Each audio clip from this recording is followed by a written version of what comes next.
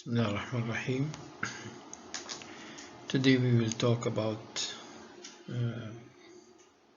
drug elimination in pharmacology and toxicology for health science students. This is part 1 of the chapter. هنتكلم اليوم عن التخلص من الدواء drug elimination drug receptors and pharmacodynamics.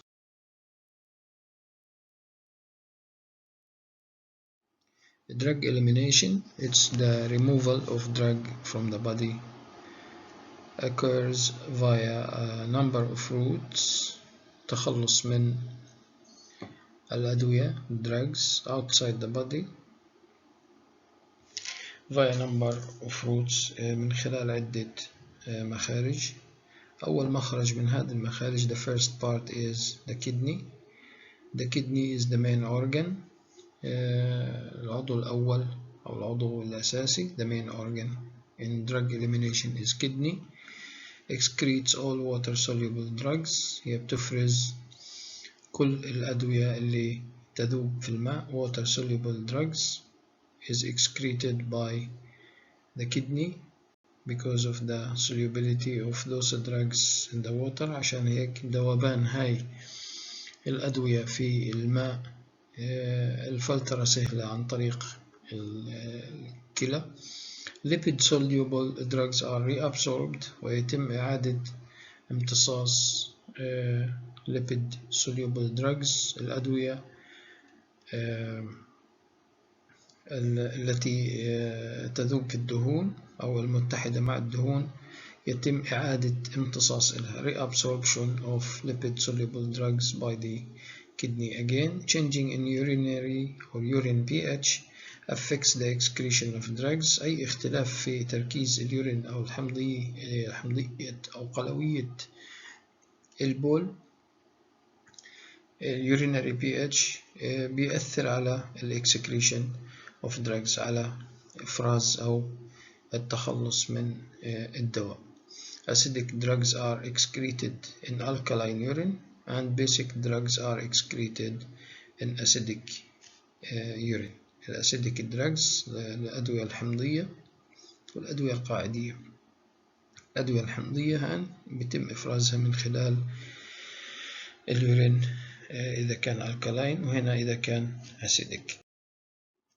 هاي glomerular filtration, glomerulus, water soluble and lipid or fat soluble, reabsorbed by the liver. Again, this is how the drugs is excreted. هنا بنشوف كيف الكدني وحدة الفلترة فيها بتاخد الأدوية اللي تذوب في الماء وبتم secretion إفرازها امتصاصها, بعدين excreted in the urine بيتم إفرازها عبر البول. هنا الليفر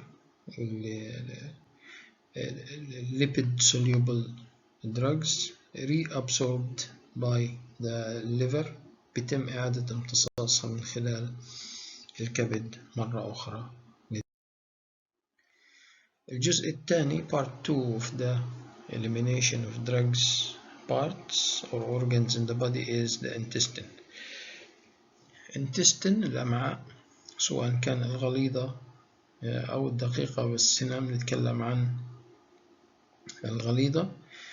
feces, purgatives, liquid paraffins.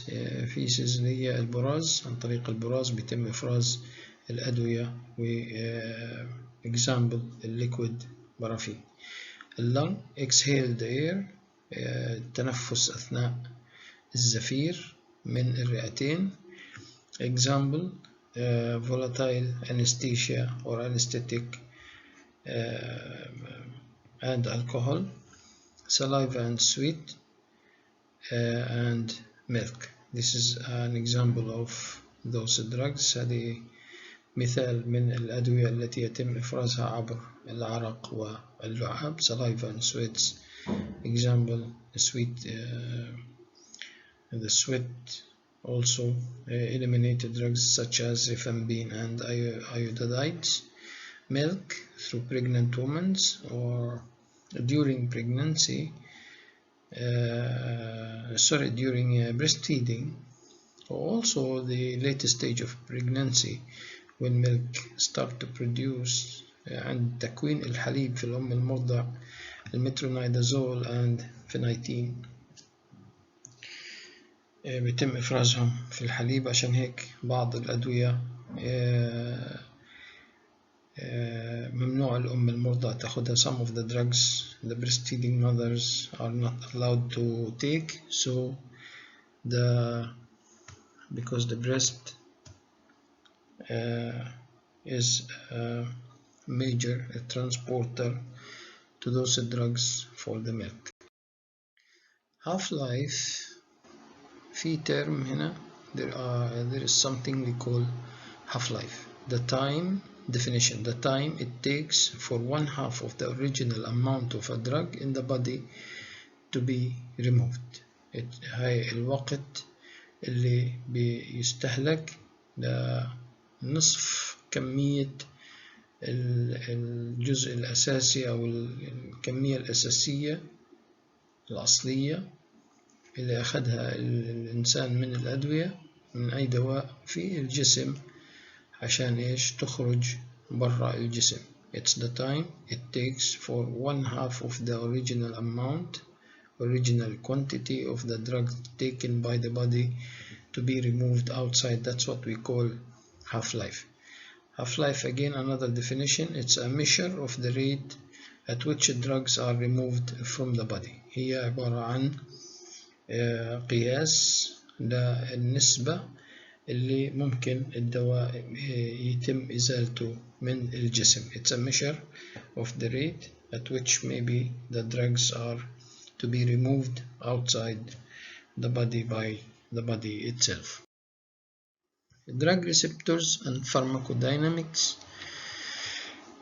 Definition of pharmacodynamics: ديناميكية الفارماسي أو ديناميكية drugs. It's a drug effect on the physiology of the cell and the mechanism that causes the pharmaceutical response. هي عبارة عن الإفكت، التأثير على الوظائف الخلوية the physiology of the cell، والميكانيزم ميكانيكيات أو آلية إنه الخلية هاي يصير في رد فعل صيدلاني على physiological function of that cell. So the pharmacodynamic is a drug's effect.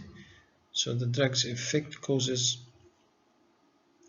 a physiological change in the cell, either by the mechanism, maybe it causes the pharmaceutical response upon the cell function.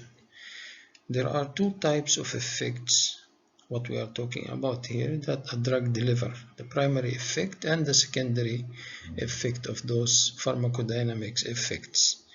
The primary أول effect والثاني. The primary effect is the reason for which the drug is administered. Why we give such person a drug. ليش أعطينا الإنسان دواء.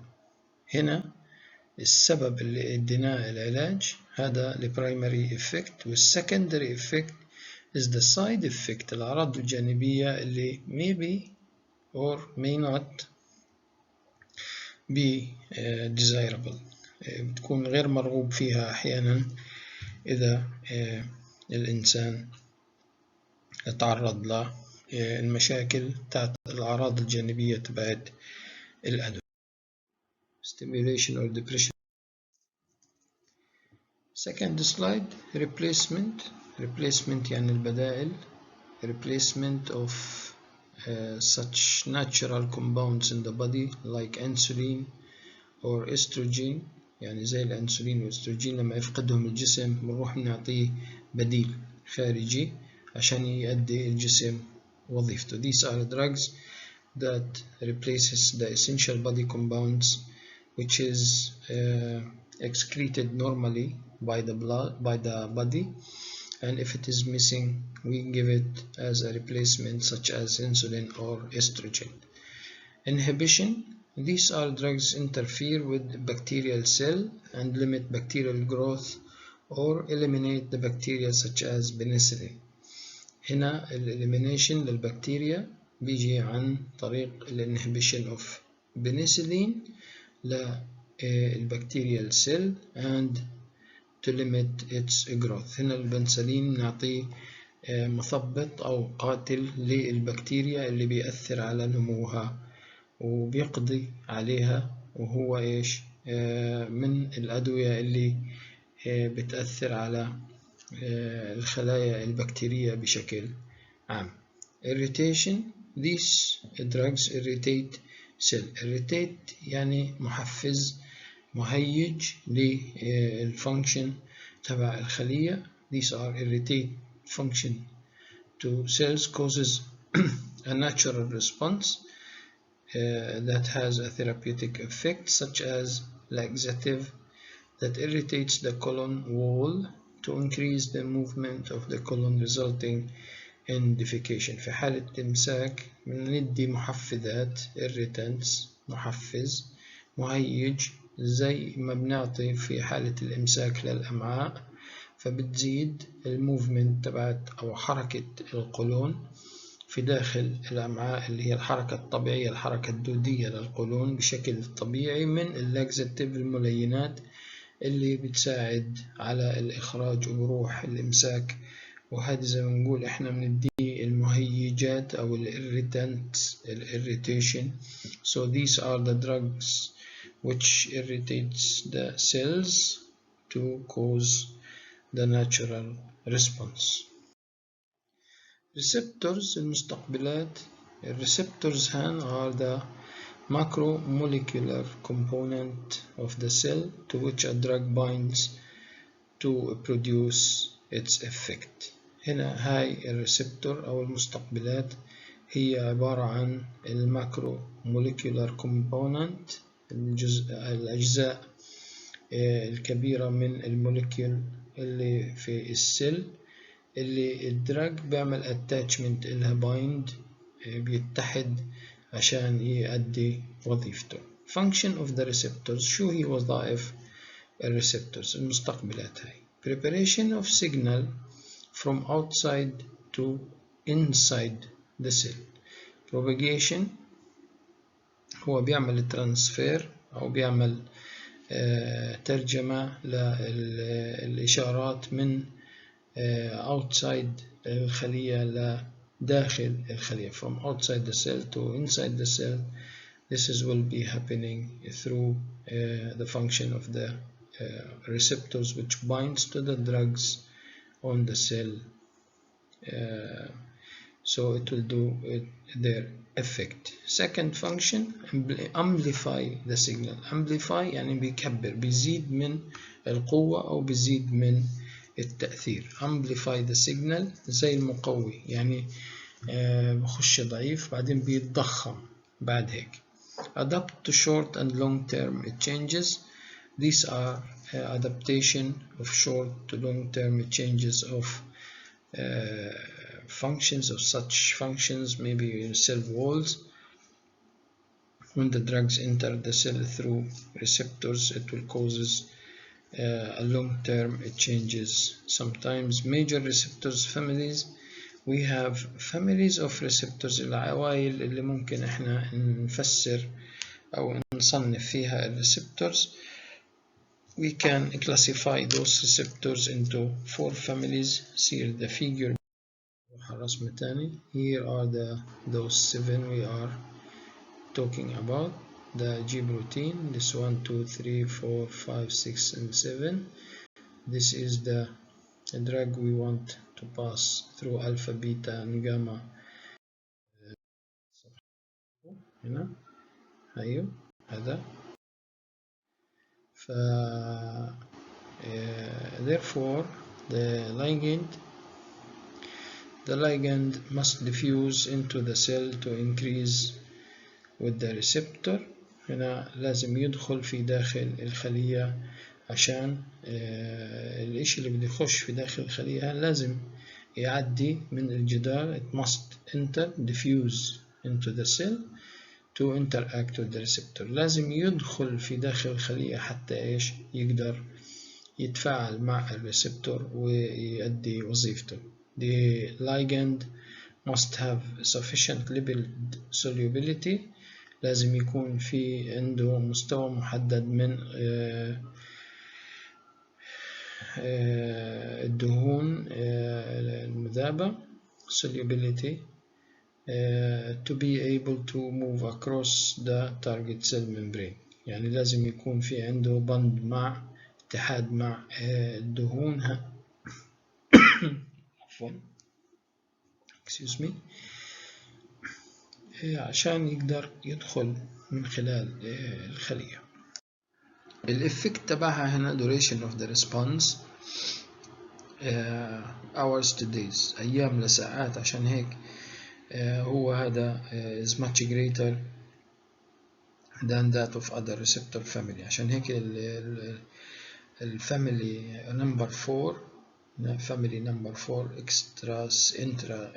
intracellular receptors that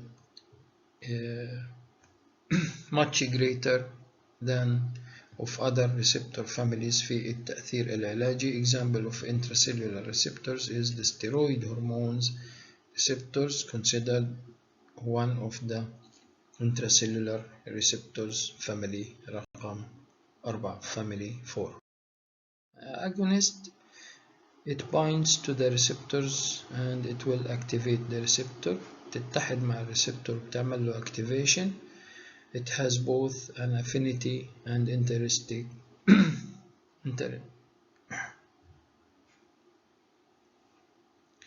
and intrinsic activity. Example morphine والابنفرين. المورفين وهي مواد مخدرة تتحد مع الاجونست في اللي بيعمل activation هنا. antagonist, it binds to the receptor but it will not activate the receptor. بتتحد مع الريسبتور لكن ما بتفعله وما بتشغله. it has affinity but no intrinsic activity. intrinsic activity هنا بتقف. ليش؟ example مثلا الاتينولول ميتوبرولول وبارازوسين.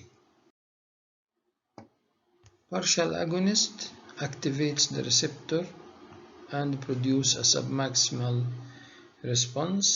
It antagonizes the action of pure agonist. Example البنتازوكاين. This is the end of the slide. Thank you for listening to this lecture. Thank you for watching.